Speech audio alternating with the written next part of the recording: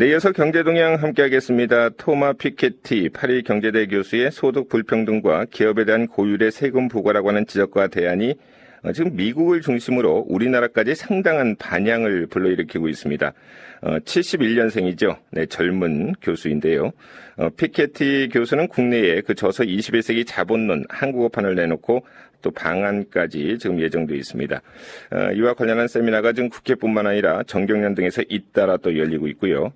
피케티 열풍 우리가 어떻게 읽어야 할지, 우리나라에는 어떻게 적용할 수 있는지 이 부분을 좀 살펴보겠습니다. 내일신문의 박준규 기자 연결합니다. 안녕하십니까? 네, 안녕하세요. 네, 피케티 교수의 21세기 자본론이 전 세계적인 좀 열풍을 불러오고 있는데요. 이 핵심이 뭡니까? 예, 이 피케티 교수는 이 자본 수익률이 경제 성장률보다 높아서 이 부의 집중과 소득 불평등이 가속화된다는 게 이제 핵심인데요. 이 경제 성장률이 이 일반인들에게 해당되는 이 늘어나는 일반인들의 부의 증가로 이렇게 보게 되면 자본 수익률이 경제 성장률을 뛰어넘는다는 것은 자본을 많이 가진 사람들이 일반인 평균에 비해서 부의 축적 속도가 빨라진다는 얘기가 됩니다. 네. 돈이 많은 사람들이 더 빠르게 부자가 된다, 이렇게 해석할 수가 있습니다. 네, 자본만 많이 갖고 있으면 일하지 않아도 일하는 사람보다 더 많은 부를 축적할 수 있다. 뭐 이런 논리네요. 네. 결국 이제 그 축적된 자본을 가진 기업들이 노동자에 대한 몫을 또 제대로 주지 않고 있다. 뭐 이런 얘기도 되지 않을까요? 그렇습니다. 이 노동자, 이 근로자에게 충분한 임금을 주게 되면 이 근로자의 노동 수익률이 높아지게 될 텐데, 그렇지 못한 현실이 소득 분배를 악화시키고 결국 양극화를 부추긴다, 이런 결론인데요. 네. 피케티의 이론은 단순히 이렇게 말로만 끝나는 게 아니라 1700년대 후반부터 300년 동안 20개국 이상의 방대한 자료를 분석한 결과를 이 책에 같이 실어서 이걸 증거로 제시했기 때문에 이 학계에서도 상당히 신뢰성이 있다, 이렇게 평가를 받고 있습니다. 네, 그러니까 단순한 추론이 아니고요. 상당히 그 증빙 서류와 통계에 의존해서 이런 이론을 이제 만들어냈다, 그리고 지적을 했다, 이제 그런 말씀인데. 네. 피케티 교수는 뭐 국내에는 그리 잘 알려진 교수는 좀 아닌 것 같습니다. 예, 그렇습니다. 뭐 말씀하신 대로 피케티 교수는 이제 파리 경제대 교수고요. 우리나라에서 주로 이제 접하는 경제학자들은 미국 경제학자들이 많이 있습니다. 그렇죠. 미국의 주류 경제학은 이 투자를 성장의 시발점으로 잡으면서 이 투자의 증가가 생산과 수입을 늘리고 이것이 낙수 효과를 통해서 임금으로 이어진다, 이런 논리를 가지고 있는데, 이 피케티 교수는 이러한 미국 주류학을 공부하긴 했지만 MIT 교수직을 거부하고 파리 경제대 교수로 옮겨왔습니다. 네. 이 유럽의 시각을 가지고 있으면서 성장을 통한 분배보다는 분배 중심주의를 주장하고 있는 것에서 이 우리들이 그동안 배워왔던 그 경제학의 기본적인 흐름과는 좀 다른 그런 측면이 있다고 볼 수 있습니다. 네, 그런데 이 이론 자체가 정작 프랑스에서는 그리 주목받지 못하다가요, 지금 미국에서 크게 부각되고 있지 않습니까? 그 이유는 뭔가요? 이 실제로 뭐 프랑스에서 처음 이 주장과 책이 나왔을 때에 그리 눈에 띄지 않았던 것은 유럽에서도 역시 영국과 뭐 프랑스 등지에서 이렇게 양극화 문제가 있긴 했지만, 뭐 유럽은 계속해서 분배 이야기를 해왔기 때문에 그런지 큰 반향이 없었습니다. 그런데 이것이 미국으로 돌아와서 이 미국 같은 경우에는 이 글로벌 금융위기 이후에 양극화가 아주 극단적으로 벌어지면서 상당히 심각한 상황으로 문제시 되고 있기 때문에 이 이론에 상당히 의미 있게 이 이론을 받아들였던 것으로 보입니다. 미국의 주류 경제학에서는 이 성장으로 충분히 불평등의 문제를 해결할 수 있다, 이렇게 보고 있는데, 최근에 점점 이 불평등도가 심화되면서 이 문제의식이 높아지고 있던 상황이었고요. 피케티는 이때의 주류 경제학이 설명하지 못하거나 또 설명하기를 좀 불편해하는 그런 부분들을 꼭 집어서 지적해줬다, 이런 점에서 미국인들의 관심이 크게 높아졌다고 볼 수 있습니다. 네. 그럼 구체적으로 들어가서 지금 불평등도가 어느 정도나 지금 높게 나오는 겁니까? 예, 그 상위 10%가 유럽의 경우에는 전체 자산의 64%를 차지하고 미국은 약 70%를 가지고 있다, 이런 분석이 나와 있고요. 예. 또 상위 1%만 따지게 되면 유럽에서는 약 25%, 미국은 33%의 자산을 이 상위 1%가 가지고 있다, 이렇게 해석이 돼 있습니다. 네.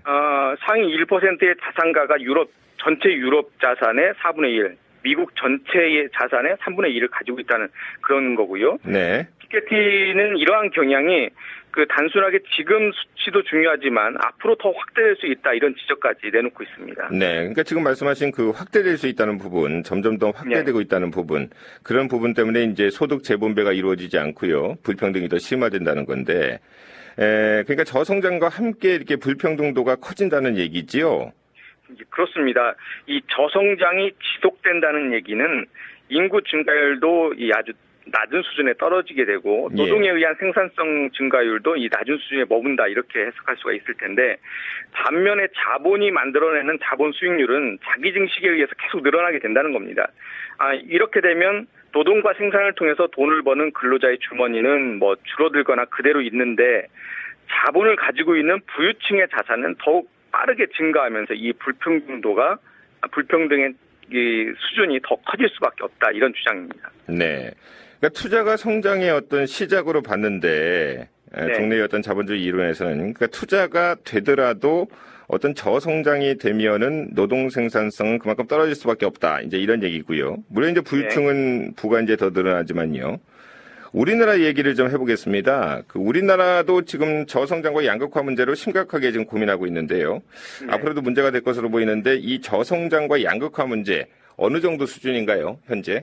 예, 우리나라 이 저성장 문제 정말 심각한 수준인데 잠재 성장률 그러니까 물가 상승이 안 된다고 생각하는 수준에서 최대한 우리나라에 있는 자원을 활용해서 성장할 수 있는 그 수치가 이 70년대까지만 해도 한 10%를 오르내렸었는데 글로벌 금융위기를 거치면서 5% 이하로 떨어졌고 현재는 지금 3%대 후반 정도로 정부는 추산하고 있습니다.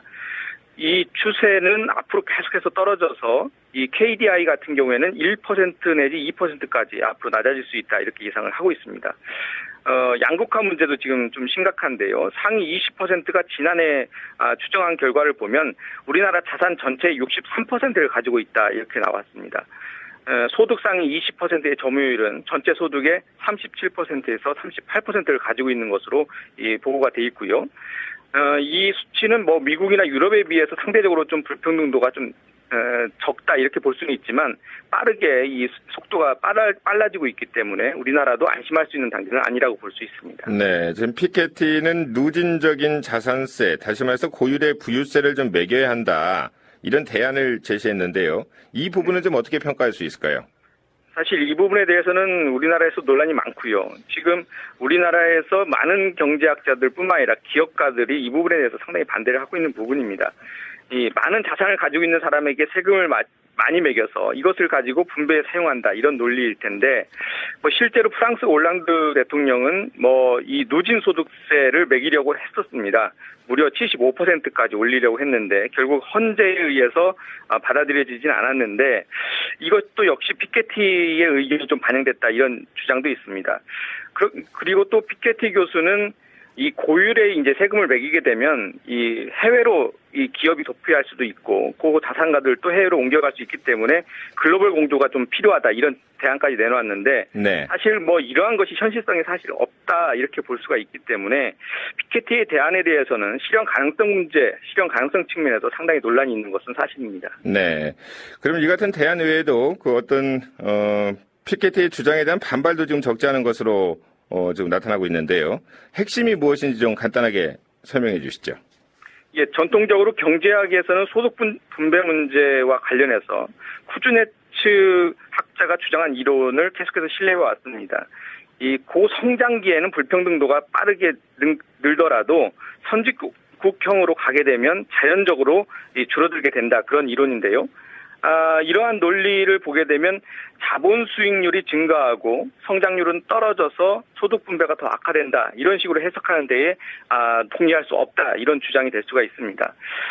전통 경제학에서는 자본이 많아지면 자본 수익률이 떨어지고 인구 감소로 인해서 주택이나 이런 부동산의 자산 이득이 또 하락하는 데다가 기술 발전으로 고급 인력의 임금이 빠르게 상승하는 이런 측면이 있다는 것을 주장하면서 이 피케티의 논리를 반박하고 있고요.